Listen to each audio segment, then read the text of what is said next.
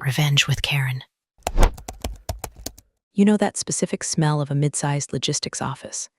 It's a cocktail of burnt Keurig coffee, ozone from overheating copiers, and the distinct, metallic tang of suppressed rage. That was my habitat for 8 years.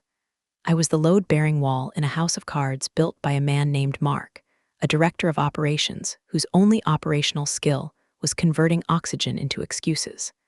I'm Emily. I'm the woman you walk past without seeing. I'm the one fixing the spreadsheets at 7 p.m. while the sales bros are at happy hour high-fiving over margins I rescued. My husband, Eric, works here too, a rung below Mark, a rung above me, and floating somewhere in the stratosphere of willfully ignorant. It started like any other Tuesday, which is to say, it started with a crisis Mark created. We had a shipment of medical-grade silicon stuck in customs in Rotterdam. I had flagged this issue 3 weeks ago. I had sent emails. I had color-coded the warning in the weekly report. I had practically hired a skywriter to spell out Mark, the Dutch are going to seize the cargo. He ignored it. He was too busy visioneering and planning his executive retreat, which everyone knew was just him getting drunk in a jacuzzi in Tahoe on the company card. So, when the client called screaming at 9 a.m., Mark didn't panic. Mark looked for body. The staff meeting was at 10 o'clock. The conference room was one of those glass fishbowls where privacy goes to die.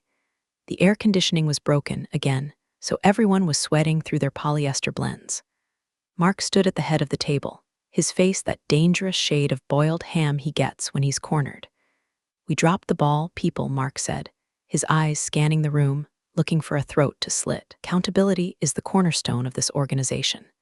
I was typing notes, trying to keep my head down, praying to a God I stopped believing in during the Q3 audit of 2019. "Emily," he barked. My stomach did that thing where it tries to exit through your shoes. "Yes, Mark. Why didn't you clear the customs paperwork for the Rotterdam shipment?" The room went so quiet you could hear the hum of the vending machine down the hall. "I did, Mark," I said, my voice steady but thin. "I sent the forms to your inbox for signature 3 weeks ago. I followed up on the 12th, the 14th, and yesterday.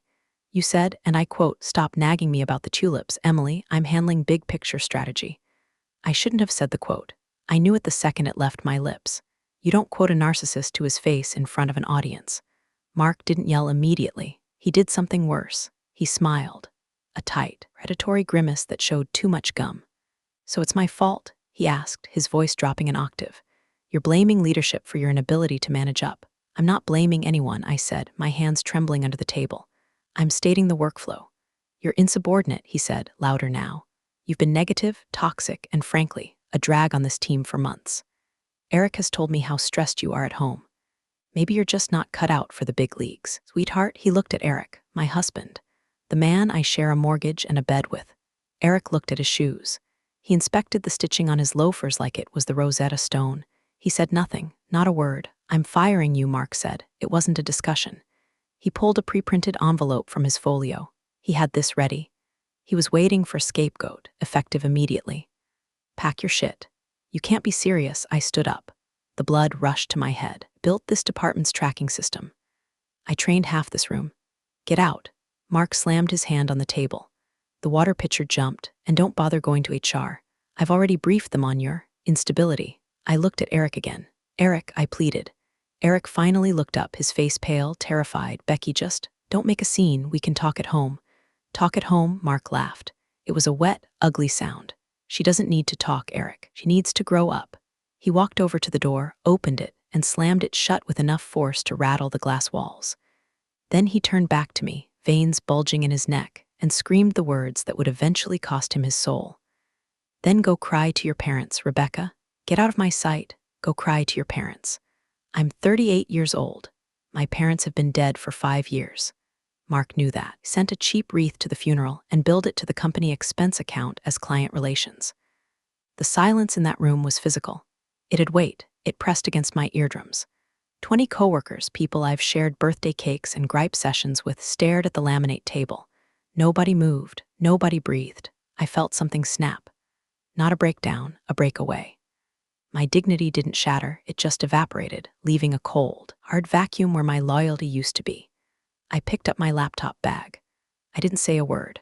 I walked out of the fishbowl, past the reception desk where the 22-year-old intern looked like she was about to vomit from secondhand anxiety, and into the hallway. I was numb. You know how in movies people cry and throw things? Real devastation is quiet. It's a high-pitched ringing in your ears and the sudden realization that you are completely, utterly alone. Here's the thing about stories like this, about people like me who get chewed up and spit out by the corporate machine. We usually just fade away. We update our LinkedIns and move on. By the way, if you're reading this and feeling that rage bubble up, do me a favor and hit that subscribe button. It helps get the story out there, and trust me, you're going to want to see where this train wreck lands. Karma is a slow burn, but I brought gasoline. I didn't fade away. Because as I walked down that hallway, blinded by tears I refused to shed, I wasn't as alone as I thought. The hallway stretched out like a mile of gray linoleum purgatory. My heels clicked against the floor, click, click, click, a metronome counting down the seconds, until I could get to my car and scream until my throat bled. My hands were shaking so bad, I dropped my favorite mug, a ceramic thing that said Chaos Coordinator. It hit the floor and didn't break. It just bounced and rolled away, mocking me with its resilience. I bent down to grab it, but a hand got there first. Weather-beaten skin, knuckles swollen with arthritis, nails trimmed short and clean. It was Mrs. Alvarez. She was the evening cleaner. I'd seen her every day for 8 years. She was a ghost in a blue smock, pushing a cart full of industrial solvents and trash bags. Most people in the office treated her like a Roomba with a pulse, an obstacle to step around while talking on their AirPods. I was one of the few who actually knew her name. Not because I'm a saint, but because I was always the last one leaving the office, and she was the only other human being in the building at 7:30 p.m. We had a ritual. She'd empty my bin, I'd ask about her grandkids. She'd offer me a peppermint candy from her pocket. Mrs. Alvarez choked out, wiping a traitorous tear from my cheek. "I'm sorry, I'm just leaving." She held the mug out to me, but she didn't let go when I reached for it. Her grip was surprisingly strong. She looked around the empty hallway, her dark eyes sharp, intelligent, and devoid of the deference she usually wore like a uniform. "He yelled loud," she said. Her accent was thick, but her voice was low and steady. "The whole floor heard. Cry to your parents." "That is what he said." I nodded, feeling the humiliation wash over me again, fresh and hot. "Yeah, that's what he said. Mark is having a bad day. Mark is a pendijo," she said. It was the first time I'd ever heard her swear. She pulled me slightly closer into the alcove by the freight elevator, away from the cameras. "You go home now, Emily," she said. "You go home and you do not cry, you listen to me." "I have to go, Mrs. Alvarez. I don't work here anymore." "I know," she whispered. "That is good. You are free of the poison. But you need to listen, my son." "You know my son?" I shook my head, confused. "I didn't know you had a son nearby. I thought they were all in Texas." She smiled, a small, secretive curling of her lips. "I have one here, Daniel. He works for how you say, the big company, the one that owns this one, corporate," I asked. "Parent company?" "Yes, Daniel Alvarez. He is the regional vice president, oversees this branch. He oversees Mark. He oversees your husband." My brain stopped. It literally stalled out. I tried to process this information. The woman who scrubbed the toilets Mark destroyed after Taco Tuesdays was the mother of the regional VP. It sounded like a telenovela plot twist or a hallucination brought on by stress. "Daniel?" I repeated. "Wait. I've heard Mark complain about a Daniel from HQ. He calls him the spreadsheet sniper." "Is my boy?" She beamed with pride. "He's very good with numbers. He buys me a house, he tells me I don't have to work. But I like to work, I like to see things. People talk in front of the cleaner, they think I am furniture. I hear everything. I hear Mark steal the credit for your work. I hear him lie about the numbers. I hear him tell your husband to keep the bitch on a leash." I gasped. "He said that last week, by the coffee machine." She patted my hand. "My Daniel has been watching. He suspects things are rotten, but he needs the key." She reached into her smock pocket and pulled out a burner phone, or at least a very old Nokia. She pressed a button and showed me a text message she had just sent. It read, "Mark fired Emily. He blamed the Dutch shipment. He screamed about parents. It is time." "Stay home tomorrow, Emily," Mrs. Alvarez said, her voice dropping to a conspiratorial hiss. "Do not answer the office. Do not answer HR. Let the men run their mouths first. Let them dig the hole. My Daniel will call you." "Why are you helping me?" I asked, my voice trembling. She looked at me, her eyes hard and ancient. "Because 5 years ago, when my husband died, you were the only one who sent a card. You put $50 in it. Mark docked your pay for being late to the funeral." She remembered. I had forgotten, but she remembered.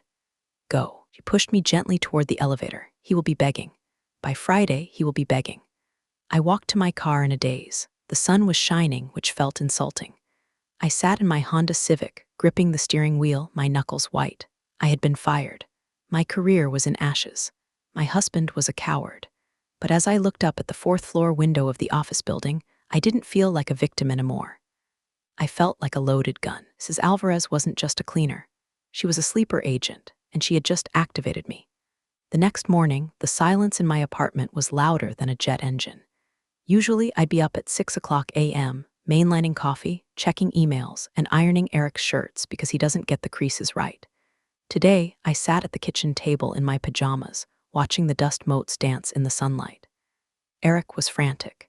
He was rushing around, shoving toast into his mouth, looking at me like I was an unexploded bomb he didn't know how to defuse. Are you okay?" he asked, tie half done. "I'm fine, Eric. Look, babe," he started, using that condescending I'm the rational male voice I had grown to hate. "I know Mark was harsh yesterday, but you have to understand the pressure he's under. The Dutch shipment is a disaster." I warned him about the Dutch shipment, Eric. I know. You challenged him in public. That's insubordination. He had to save face. He paused, checking his watch. I talked to HR. They're preparing a severance package. It's generous. 2 weeks pay. If you sign the NDA, 2 weeks, I laughed. It was a dry, rasping sound. 8 years, Eric, I built the tracking system, and he offers 2 weeks and a gag order. It's standard, Emily. Don't be difficult. Just stay here, cool off. Don't post anything on social media. Please, for my sake? I still have to work there. For your sake, I repeated. Right? Go to work, Eric. Don't be late. Mark might need someone to hold his ego while he pees. He slammed the door when he left. I watched him get into his leased BMW, a car we couldn't really afford, but Mark insisted his management team needed to project success. I made a pot of coffee and sat there. My phone buzzed. Unknown number. HR, probably. Mark calling to scream some more. I let it go to voicemail. 10 minutes later, buzz. Unknown number. I ignored it, then my laptop chimed. A calendar invite sent to my personal email. Subject, consultation/Alvarez time. Now link, secure video channel. My heart hammered against my ribs like a trapped bird. Mrs. Alvarez wasn't kidding. I clicked the link. The screen flickered and a man appeared, who was sitting in an office that looked like it belonged on the Starship Enterprise. Minimalist, glass, chrome. No clutter, no live, laugh, love signs, just efficiency. He looked like a shark in a tailored suit. Sharp features, slick back hair, and eyes that were the exact same shade of observant onyx as Mrs. Alvarez. Mrs. Emily Miller. His voice was smooth, baritone, calm. Yes, you must be Daniel. I am. Thank you for joining me. Apologize for the intrusion on your personal device, but my mother speaks highly of you, and she has. Let's call it excellent situational awareness. She told me to stay home, I said. She gave you good advice. If you had gone in today or spoken to HR, they would have locked you into a narrative. Disgruntled employee, performance issues, mental breakdown. That's the paperwork Mark filed last night at 11:30 p.m. He filed it already. Oh yes. Claims you were hysterical, threw objects, and refused corrective feedback regarding the Rotterdam logistics. Daniel looked down at a tablet on his desk.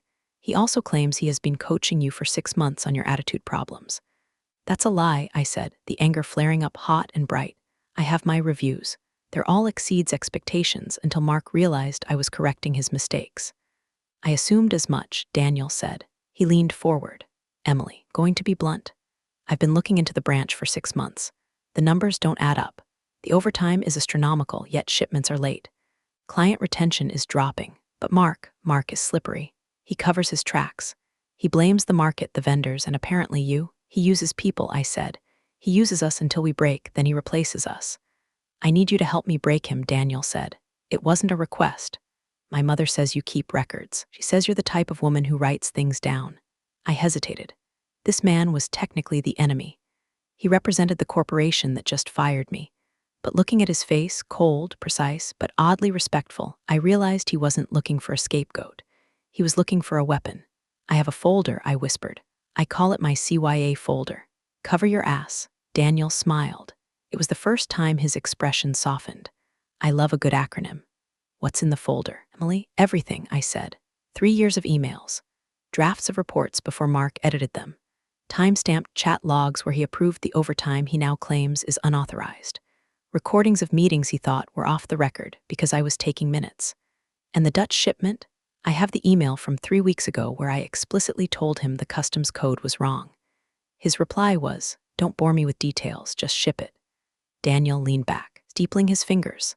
"Emily, if you send me that folder, I can promise you 2 things. 1, Mark will never scream at anyone again. And 2, we need to discuss your future. Because I don't like losing competent people to incompetent managers." "What about Eric?" I asked. "My husband." Daniel's face went blank. "We'll get to Eric. But right now, you need to decide. Do you want to be the victim who got fired, or do you want to be the auditor?" I looked at the join meeting button. I thought about Mark's spit flying in my face. I thought of Eric inspecting his loafers. Where do I send the files? You know those hoarding shows where they open a door and a landslide of old newspapers and dead cats falls out? My CYA folder was the digital equivalent of that, but instead of cat skeletons, it was the fossilized remains of Mark's integrity. I sat there for 4 hours, uploading files to the secure server Daniel provided. It felt like an exorcism. File hash 001, the team building dinner. Receipts showing Mark spent $4,000 on a steak dinner for prospective clients. The clients were his fraternity brothers. I had the original itemized receipt because he was too lazy to scan it himself and threw it on my desk. He'd listed it as strategic partnership development, had added a sticky note scan. "Mark, make sure this gets coded to marketing, not entertainment. Audit is coming." File hash 045, the overtime scandal. Mark loved to scream about budget discipline. Yet, here was a chain of emails where he forced the warehouse team to work double shifts to cover up his scheduling errors, then manually went into the payroll system, using my login, which he demanded I share for emergencies, alter the hours so they didn't trigger overtime pay. I had screenshots of the system logs showing the IP address of the changes came from his iPad, not my desktop. File hash 102, the Dutch disaster. This was the crown jewel. From Emily to Mark date, Oct 14, 9:03 a.m. subject. Urgent. Rotterdam Customs Code error mark. The HS code you selected for the silicon is for medical implants. This requires a Class Roman 3 permit we don't have. It needs to be coded as raw industrial material. If we ship as is, it will be seized. From Mark to Emily date, Oct 14, 9:15 a.m. subject. Urgent Emily, stop trying to play lawyer. I've been doing this for 20 years. The code stands. Stop nagging me about the tulips and focus on your KPIs. I highlighted stop nagging me about the tulips in neon yellow. Daniel was reading them in real time. I could tell because every few minutes, a little chat bubble would pop up on our encrypted channel. Daniel, he charged a stripper pole rental to office supplies. Me, he called it ergonomic vertical support equipment. Daniel, creative. It was shameful, in a way. I felt dirty. Why had I sat on this? Why had I let him get away with it for so long? It was like a peasant in a medieval village watching the Lord burn the crops and thinking, well, at least he didn't burn my hut today. But then I remembered the go cry to your parents line. The shame evaporated, replaced by the cold, metallic taste of justice. Emily, Daniel's voice came through the speaker again. He had turned the video back on. He looked grim, but also impressed.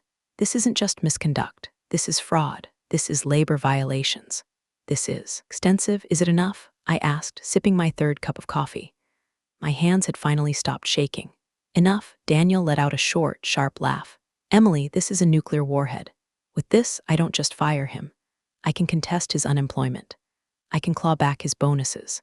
I can probably get him blacklisted from every logistics firm in the hemisphere. He paused, looking at a specific document. It was a performance review from 2 years ago where Eric, my husband, had signed off on Mark's evaluation of me. Mark had written, Emily struggles with authority and emotional regulation. Eric had countersigned it. Daniel looked up at the camera. Did you know Eric signed this? I squinted at the screen. No. Eric told me he fought for me in that review. He said Mark wanted to put me on a PIP performance improvement plan, but he talked him down. He didn't fight, Daniel said softly. He agreed. See here. Eric added a note, agreed. Emily can be difficult to manage during high-stress periods. We'll monitor. The air left the room. It wasn't just Mark. Mark was the predator, sure, but Eric was the scavenger. He was the little bird picking scraps from the crocodile's teeth. He threw me under the bus to keep his own seat warm. I see, I said. My voice sounded dead.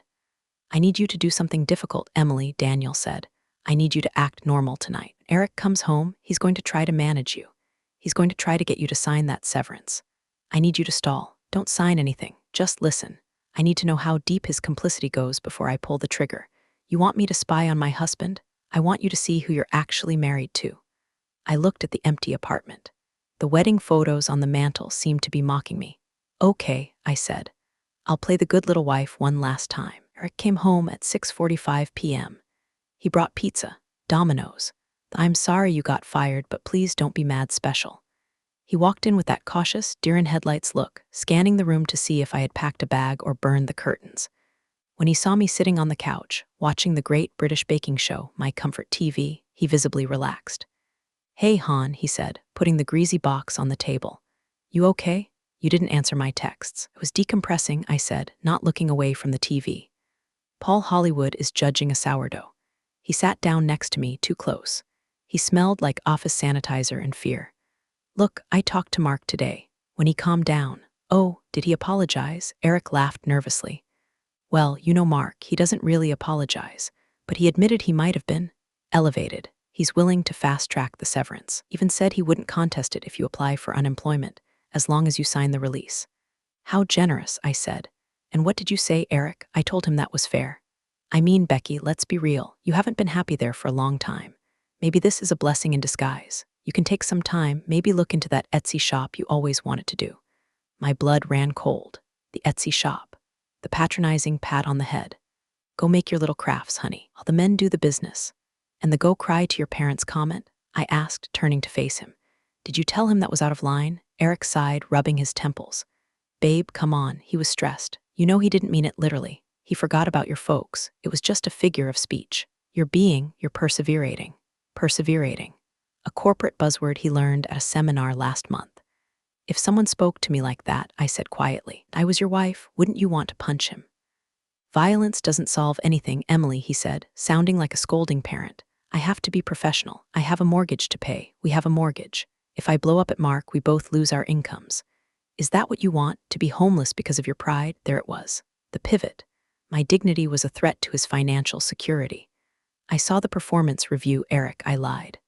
Well, a half-lie. I saw it today, but I framed it like I knew all along.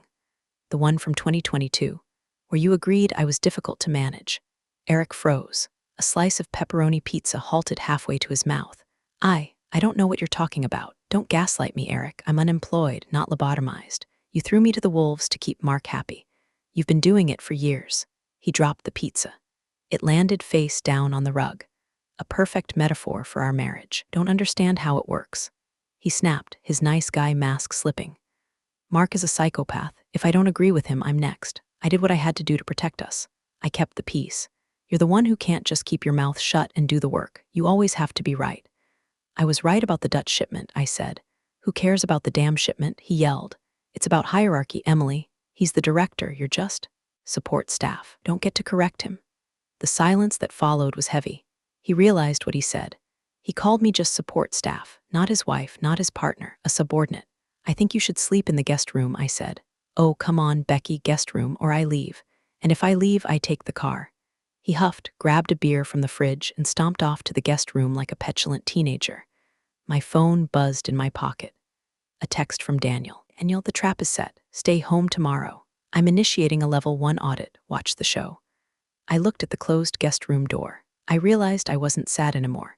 My dignity hadn't left faster than Karen's kedgels. It had just been hiding, waiting for ammunition. And I finally had a full clip. Wednesday was beautiful. I slept in until 8 a.m. I drank tea. I watered my plants. Meanwhile, 5 miles away, the office was burning to the ground. I got the play-by-play from Sarah, the receptionist. She didn't know I was working with Daniel. She just thought she was gossiping with her fired friend. Sarah text, "OMG, 4 guys in suits just walked in. They look like the FBI, but better dressed. They took Mark's laptop." Me, "No way. What's Mark doing?" Sarah, "He's screaming. He's telling them they don't have authorization."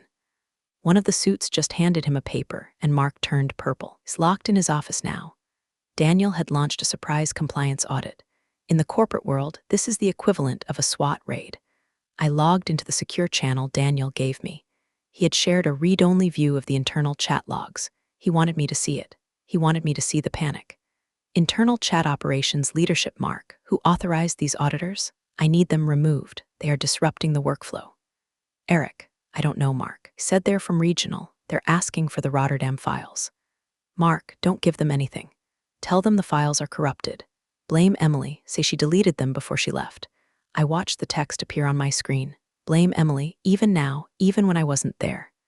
Daniel private channel to me. Did you see that? Me? Yep, he's predictable. Daniel, he just told the auditor that you maliciously destroyed data upon termination. That's a felony accusation. Emily, me? Good thing you have the backup I sent you yesterday. Daniel, exactly. We're letting him file the formal police report request. Once he signs that affidavit claiming you deleted the files, he's committed perjury and filed a false report. We're not just firing him, Emily. We're burying him. It was surgical. Daniel wasn't interrupting Mark. He was letting Mark build a fortress of lies, brick by brick, not realizing he was walling himself in. Eric came home early that day. He looked like he'd aged 10 years. It's a madhouse, he said, collapsing onto the sofa. Corporate is tearing the place apart. They're saying there are irregularities. That sounds serious, I said, flipping a page in my magazine. Mark says it's a witch hunt. He says you probably tipped them off to cover your incompetence. Eric looked at me suspiciously. Did you call someone? I've been here all day, Eric, watching baking shows. Remember? Right. He rubbed his face. Mark says if they ask me, I have to stick to the story, that you were unstable, that the files went missing when you left. And are you going to do that? I asked. Are you going to lie to the auditors? It's not lying exactly, Eric rationalized, his voice shaking. It's presenting a unified front. If Mark goes down, the whole department goes down. I have to protect the team. The team, I scoffed. You mean your bonus? Don't be like that. This is survival. Survival, I repeated. Okay, Eric, do what you have to do. I looked at him with genuine pity. He was a rat scurrying around a sinking ship, convinced that if he just chewed enough holes in the hull to let the water out, he'd float. Daniel texted me again. Daniel, the affidavit is signed. Mark just legally accused you of sabotage. And Eric just corroborated it in a witness interview. He said he saw you acting suspiciously with the files. My heart didn't break this time. It hardened into diamond. Me, burn them. Daniel, tomorrow, 10 o'clock a.m., come to the HQ building downtown, wear something sharp. I walked to my closet. I pushed aside the shapeless cardigans I usually wore to disappear. I pulled out a blazer I hadn't worn in years. It was red, blood red. The headquarters was a glass tower downtown, the kind of place that smells like money and aggressive air conditioning. I walked in wearing my red blazer and heels that clicked with authority. I wasn't Emily, the logistics coordinator, anymore. I was the Reaper. Mrs. Alvarez was in the lobby. She wasn't cleaning. She was wearing a floral Sunday dress and holding a purse. Mrs. Alvarez, I stopped. Today is my day off, she winked. Daniel says I can watch. He says it is educational. We went up to the 40th floor. Daniel met us. He looked impeccable, not a hair out of place. Ladies, he nodded. They are in conference room B. We will be in the observation suite next door. One-way mirror, audio feed. It felt like an interrogation room in a cop show. We sat in the darkened room, looking through the glass. Inside, Mark sat at the head of the table, but he looked small. His tie was loosened, his face slick with sweat. Eric sat next to him, tapping his foot nervously. It was an HR rep from corporate, a woman with eyes like flint and two lawyers. This is harassment, Mark was saying, his voice blustering but thin. I am a director. You can't just raid my office because a disgruntled ex-employee made up stories. We aren't here because of stories, Mark, the corporate HR rep said. We are here because of data. The data is corrupt. Mark slammed his hand on the table, his signature move. She deleted the files. Eric saw her. Tell them, Eric? Eric jumped. Yes, I saw her. She was very aggressive with the keyboard, and she was muttering about revenge. I watched my husband lie through his teeth. Mrs. Alvarez made a noise in her throat, a disgusted tusk. That boy has no spine, she whispered. Like a jellyfish. We recovered the logs, one of the lawyers said calmly.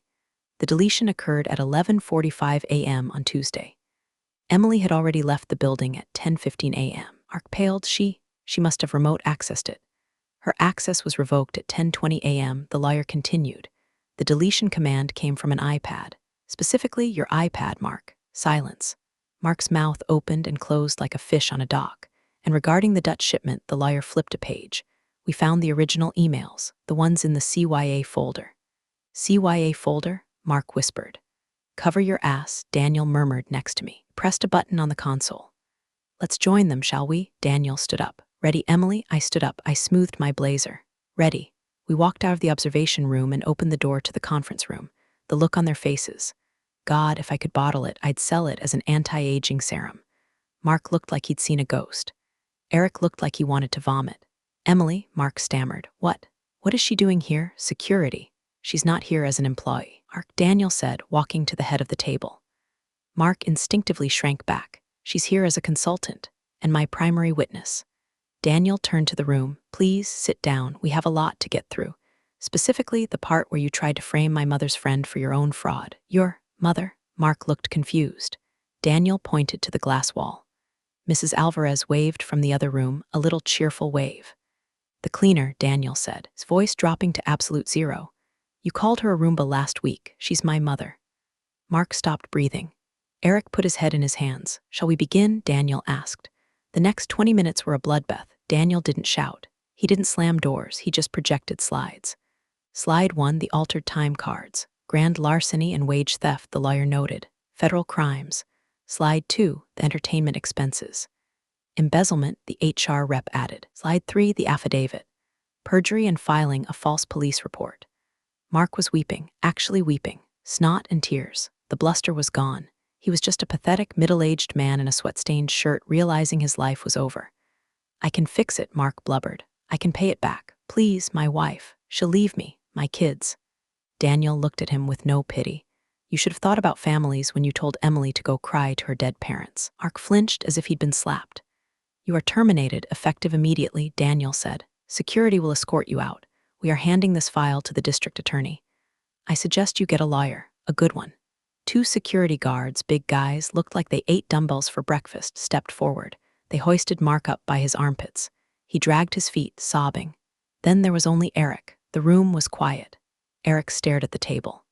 And you? Daniel turned to him. I was just following orders, Eric whispered, the Nuremberg defense. Classic. You corroborated a false report, Daniel said. You lied to auditors. You conspired to frame your own wife. I was scared.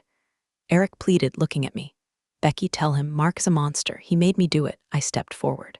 I looked down at my husband. He looked so small. He didn't make you do anything, Eric, I said. You chose him over me. Every single time. We can't fire you, unfortunately, Daniel said, looking at the HR rep. Union rules require a warning process for your level of involvement, since you didn't technically sign the deletion order. Eric let out a breath of relief. Thank you, Daniel. I promise, however, Daniel interrupted. We are restructuring. The branch is being dissolved. Its clients are being absorbed by the regional remote team. Her position as senior manager is redundant. So, I am fired? No, we have an opening in the warehouse. Night shift. Inventory control, it pays. Significantly less, and you will have no direct reports. Inventory, Eric choked. I'm a manager, not anymore. Take it or leave it. Eric looked at me. Becky, we can't live on that salary. You can't, I corrected him. I'll be fine. What? Daniel handed me a folder. A blue one this time. Emily has accepted a position as the new director of process integrity, Daniel announced.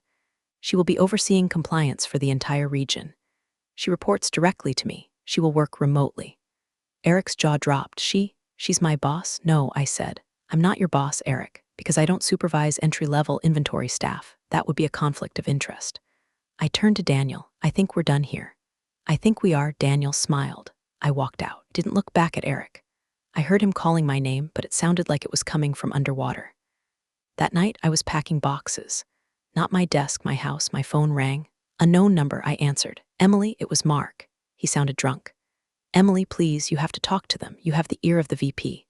Tell them it was a misunderstanding. Please, I'm begging you. Begging? I asked, putting a framed photo of my dog into a box.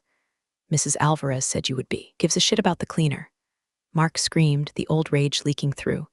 My life is over. You did this. You ruined me. You ruined yourself, Mark. I just turned on the lights. I'll sue you. I'll tell everyone you're a whore. Go ahead, I said calmly.